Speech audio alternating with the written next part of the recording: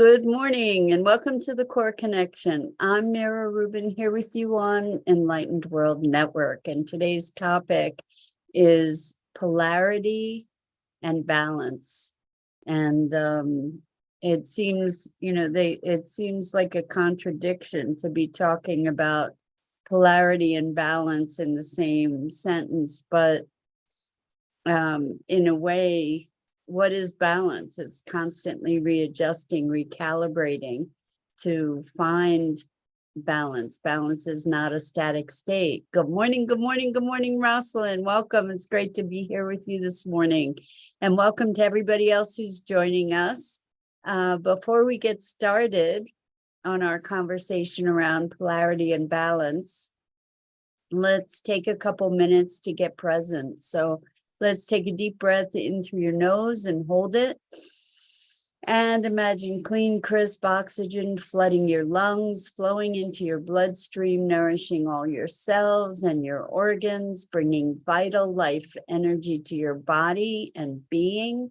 And as you exhale, exhale any tension, stress, negativity, fatigue. And now let's take another deep breath in through your nose and hold it. This time, imagine brilliant, bright light, lighting you up from the inside out, illuminating, electrifying, and energizing all your molecules, your electrons, your cells, and lighting you up with this brilliant beam of light from your heart out into the world. As you exhale, exhale any remaining tension, stress, negativity, fatigue. And now let's press our palms together. Rub your fingers against your palms, rub your palms together, feel the friction, all that energy, the tickling, the tingling, and allow all those sensations to bring you present right here, right now, into this remarkable physical form that enables you to experience life. Whew. A good morning yawn to you. So welcome, welcome. Today we're talking about polarity and balance. And it's really the polarities of things, the black and white, the push-pull, the light and dark, give and take, all of that actually creates dynamic motion. I have this wonderful sort of 3D sculptural thing. It's kind of like a slinky, but it's the yin yang sign that's sort of twisted a little bit. And when you spin it, you can see the transformation of the yin sign into the yang sign, into the yin sign, into the yang sign. And it wasn't until I saw that in this sculpture that I realized that the yin yang sign that we're familiar with is a 2D representation of a 3D dynamic. And where there's this constant motion of one thing transforming into the other. And when we think of polarity and when we think of balance, that's actually what's going on, is that there's this transformation. It might look like there's a conflict, confrontation, opposition, but in so many ways, one feeds the other and creates this dynamic of motion. Good morning, Edna. Welcome. So good to have you here with us this morning. We're discussing balance and polarity, or polarity and balance. And I guess I need oxygen this morning. Sorry. Rosalind says, is dark seen as a vice or simply what is not seen? I love that. Is dark seen at all? Because it's dark. That's a really good question too. Maybe the darkness that we believe we perceive is darkness that's coming to light. So interesting paradoxes there, right? So this notion of polarity as a dynamic motion, as a as an ongoing process of creation. You know, there, well, light can't exist without dark, dark can't exist without light, right? Good can't exist without bad, as concepts even. So as we look at this notion of polarity, this conversation comes up from a really, really profound and quite mystical, magical session I had with a client yesterday. And it was so archetypal. It was so powerful, where there was a fetus in this golden amber light. And then from that emerged, there was the serpent, and the serpent was both hunter and hunted. So the polarity was residing within the serpent. The serpent had been hunted and was a hunter, and predator and prey. And then there was the image of sort of one of those massive LED screens that has all the little lights in it, and between all the little lights were darkness, right? But all the little lights were flashing all different kinds of scenarios of beauty and horror, and flashing and flashing and flashing, and it was all just awe-inspiring. That it wasn't, it was just filled with a sense of wonder and awe at all these transformations that were happening in this light that was in a background of darkness. And then it came back to the fetus in this amber light. And it made me think of polarity and balance. And what was so interesting is that in that space between the light and the dark, there was infinity upon infinity upon infinity. And when we talk about, yesterday we were talking about spaciousness, and when we talk about polarity, you know, this transformation, this ongoing dynamic, there's a place of transformation, that infinitely small space between moments that is unbounded, that holds the multitude of universes. And if we can remember that the polarities are kind of the movement of a machine, but there's in that transition, there's a transition point. There's like the sweet spot, the magic spot, where of nothingness that is infinite everything. I love Deepak Chopra would call this the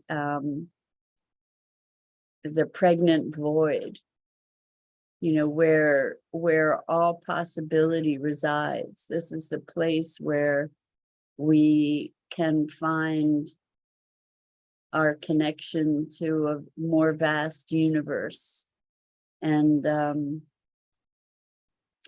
kind of transcend the polarities. It transcends time, you know, and perhaps the polarities are part of the wheelworks of time and our experience of the the world that we recognize, is created maybe through those polarities playing off against each other, and that the source of creation is the space in between, the space in between the moments. I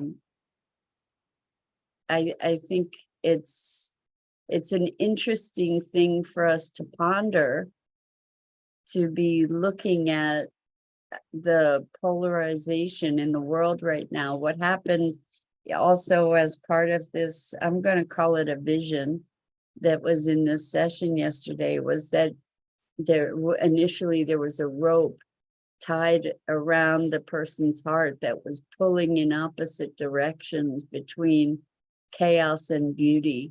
And the rope was a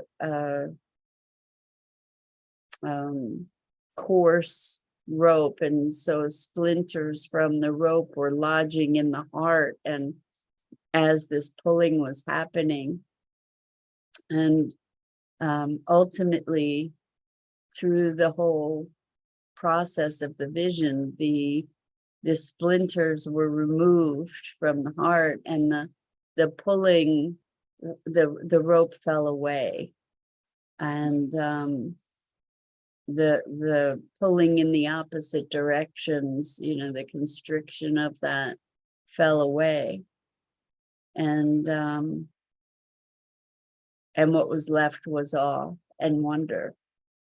And it occurs to me that the pulling of the rope is in so many ways our resistance, our choosing of sides, our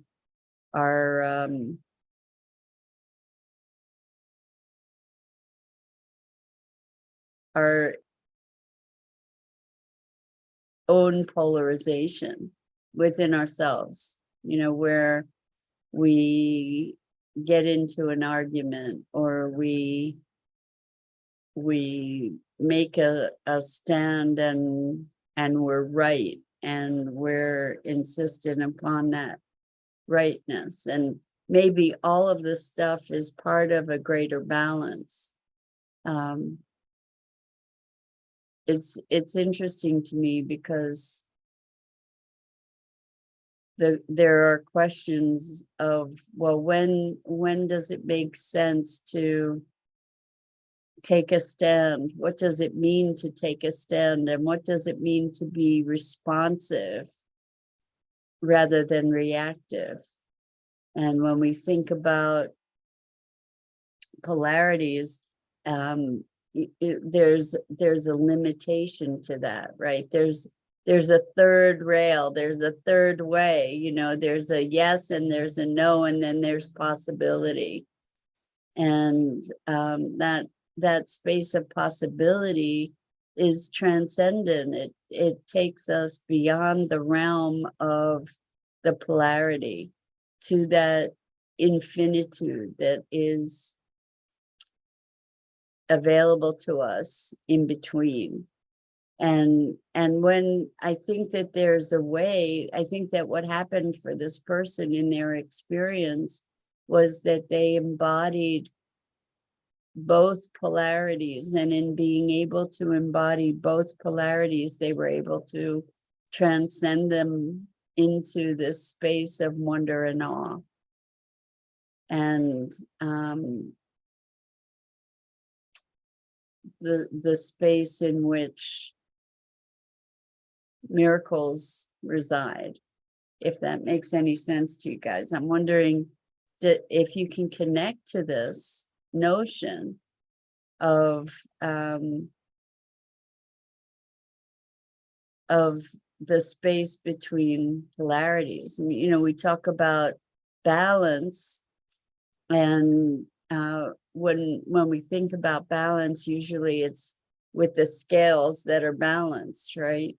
But what if there's this gentle juggling back and forth that's keeping a dynamic alive, that's creating the balance? It's constantly recalibrating, readjusting. And the thing is that those movements, like when there's balance, those movements are subtle.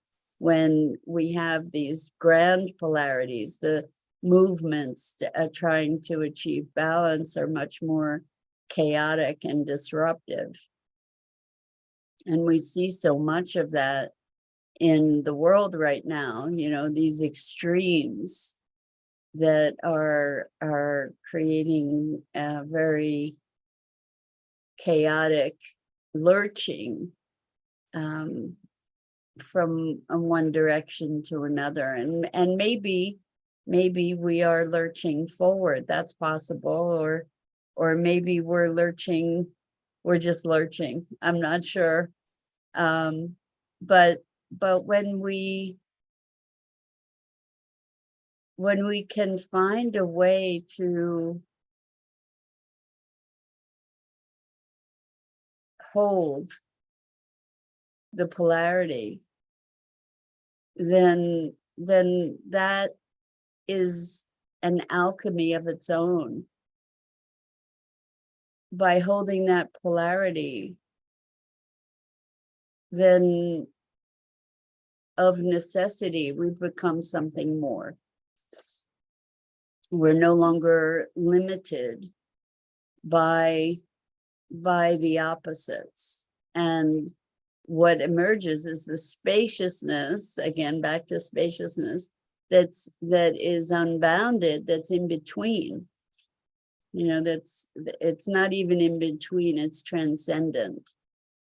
So what does it look like to hold those polarities? Interestingly, you know, on some level, it's about non-attachment. You know, when we are in a polarity, when we have a very strong vantage point, a very strong opinion,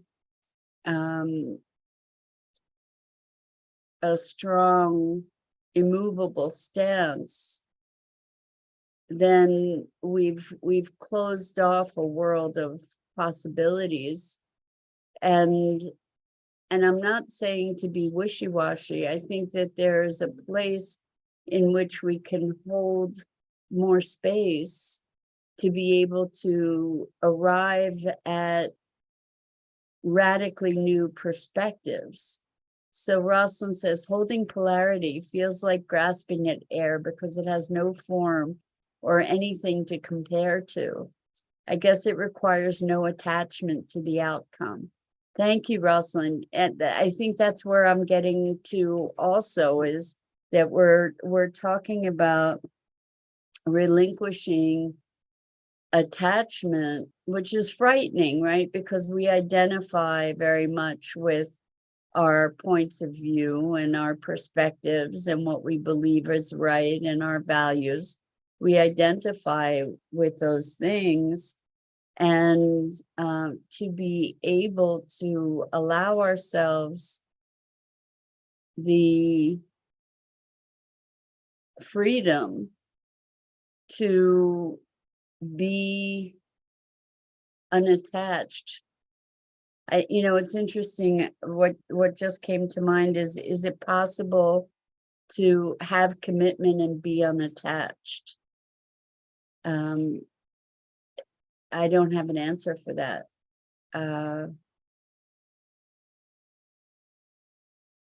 guess maybe it depends on what our commitments are. Like if we have a commitment to listening, if we have a commitment to discovery, then that requires maybe that we have no attachment to the outcome, that we have a greater willingness to entertain what might emerge, to be able again and again and again to become somewhat comfortable with the unfamiliar. So I just want to mention that if you guys are putting in comments and I'm not responding, it's because I don't see them. So if you want your comments to be seen, you need to put them in on the Enlightened World Network Facebook page or YouTube channel, and then I should see them and I'll be able to respond. So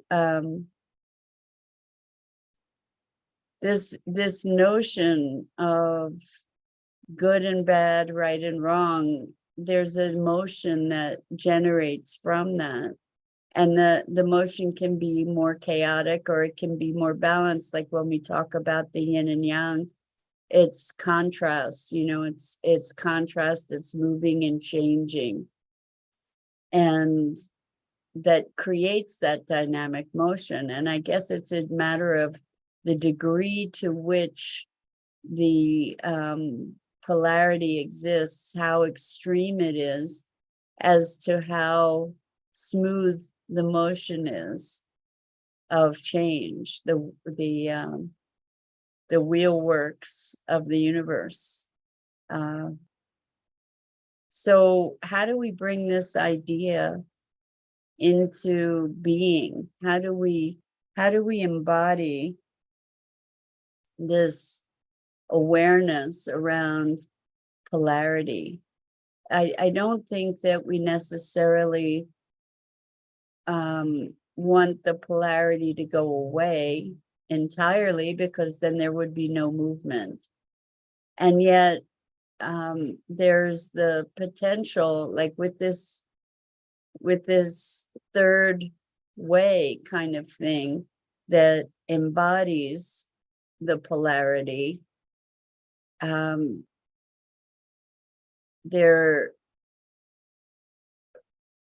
are new opportunities that we can't even fathom from within the polarity itself. So the question, I guess, is how do we hold difference? How do we hold these seemingly conflicting ideas and experiences of the world and of ourselves and of the political issues and the workings of our lives? You know, there's the image from this vision of this flashing LED screen of beauty and chaos, and all of it being part of the same thing and held together by the blackness between, or the darkness between the light. So I remember years ago in the book Autobiography of a Yogi by Yogananda, he talked about our reality being an illusion, like a projection of a film, you know, like and that it's really just a movie. And if we think about movies, we have all these polarities, you know, this dynamic tension, the tragedy and the triumph, and all of this drama that creates a dynamic of movement and what we call life, right? And it's interesting to think about life in that way, and to allow ourselves to be the projector, to recognize ourselves as the projector rather than being enmeshed in the projection.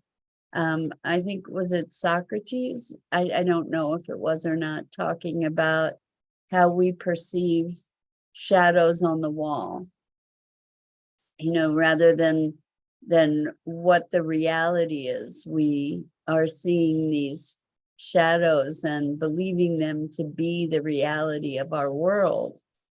And I think that there is a way that we can deepen our experience of life, to get more to its essence, to connect more deeply with our essential beingness, and flow with life through the gentle dynamic, the gentle polarity dynamic that allows for movement and flow and greater awareness. So I'm wondering what that might look like for you if we were to be able to tame the polarity a bit and also embrace it as part of this magnificently awe-inspiring experience. You know, to step back and say, oh my heavens, look at the magnificence of this, the creativity of it, the variety of it, to find ourselves in a place of wonder, and to cultivate that, even in the face of the many challenges that life presents, to step back from the drama of it and recognize the drama so that we're not of it, you know, so that we can recognize it as part of our experience, but also recognize that we are not that there is a part of us that is the observer, the part of us that is beyond the polarities, the part of us that is able to be witness. And actually that was part of this vision, was experiencing being the witness to this grand dynamic of life with all of its beauty and chaos. And in that place, there's a different space for being. And it's available for us to step into. And what would the world be if we were able to step into that space, that expanded space of awe and wonder, and being the projector and being the witness? What would change in our experience of living and our experience of one another? What might be possible? What new possibilities might emerge? So I think I can leave you with that question today. And we get to explore this together. I'm so grateful to you for engaging with these conversations and your willingness to entertain what might be possible for us beyond our daily drama, you know, that we so often get deeply sucked into. So I think that's it for this morning. I'm Mira Rubin. This is the Core Connection. And I go live here on the Enlightened World Network Facebook page and YouTube channel each weekday morning at 9 a.m. Eastern. And I encourage you to check out the other awesome programming on Enlightened World Network, EWN One with the Earth, Enlightened World Living. And it's such a deep honor to be with you guys and explore these things together. So until next time, so much love and deep appreciation.